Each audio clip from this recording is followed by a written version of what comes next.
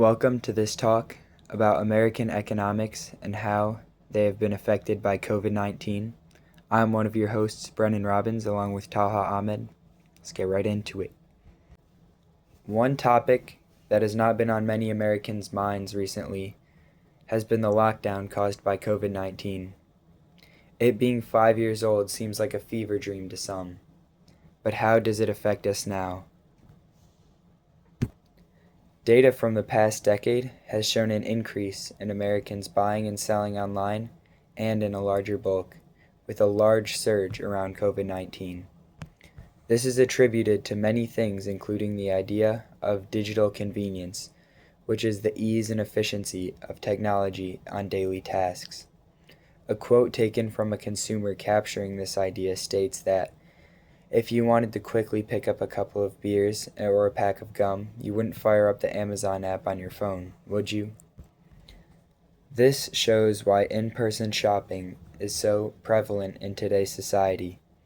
But what this also proves is that electronic shopping, especially for groceries, will usually be carried out in bulk. Another question that is being asked a lot is how this relates to COVID.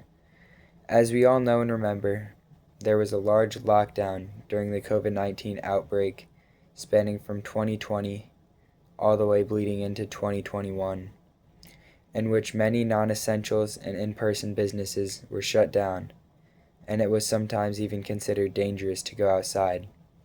This included most grocery stores, and since food is such an important part of humans' lives, we needed to get food somehow.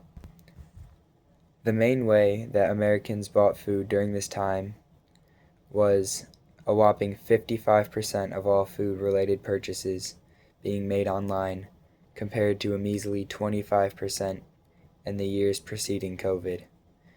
This sudden spike is in direct correlation with the amount of food being delivered with each purchase, being around 45% of orders in bulk during the lockdown.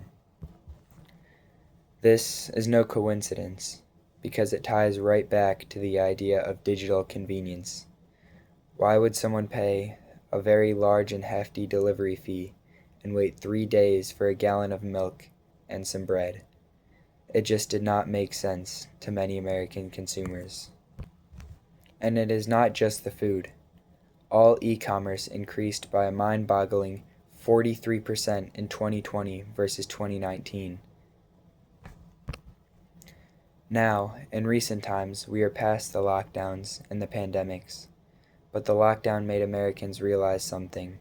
Sometimes buying items online was way easier than buying them in person.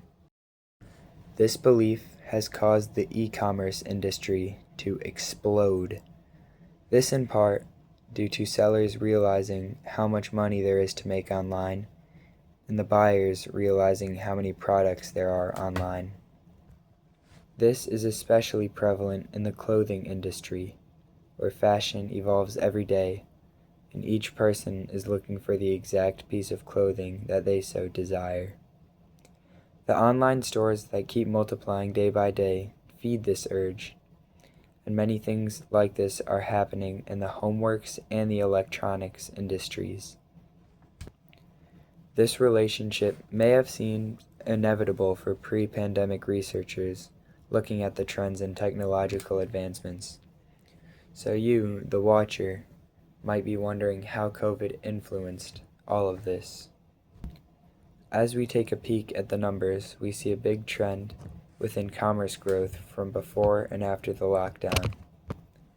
Capital One has conducted a research project on those said numbers, which show that e-commerce growth per year is increasing by 28% after the pandemic, compared to 20% before the pandemic. This study has been conducted every year since 2017.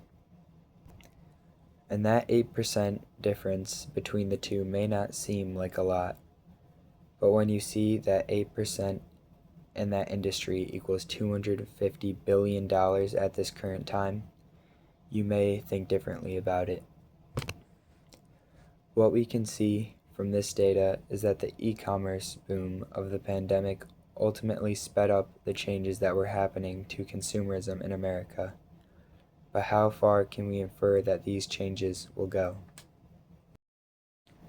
At least right now, with our current technology, we can guess that the future of America will be a hybrid one.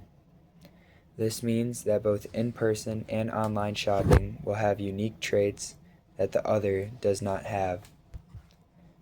This makes room for a sort of equilibrium between the two methods, where the seemingly unstoppable growth of e-commerce will settle down and the in-person shopping will not stop being a main method of people purchasing items.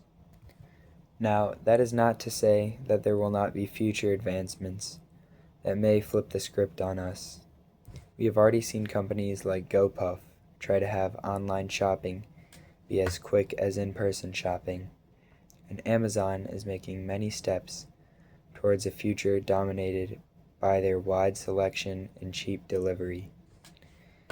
But grocery stores are also making similar advancements, primarily by bulk stores like Costco and Sam's Club, but also with only self-checkout happening at some stores, which makes the buyer feel less pressured to buy items, and they too are finding their place in the bulk buying market.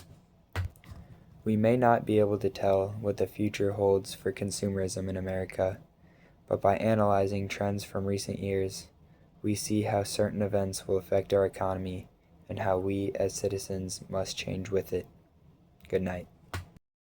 Our sources for this talk include the articles Physical Experience, Digital Convenience, The Future of Retail, New survey data show off online grocery shopping prevalence and frequency in the United States, a closer look at consumer stockpiling during the coronavirus crisis, COVID-19 online shopping statistics, last updated June 3rd, 2025, the new normal, grocery shopping behavior changes before and after the COVID-19 vaccine, COVID-19 impacts on online and in-store shopping behaviors, why they happened and whether they will last post-pandemic, U.S. consumers' online shopping behaviors and intentions during and after the COVID-19 pandemic.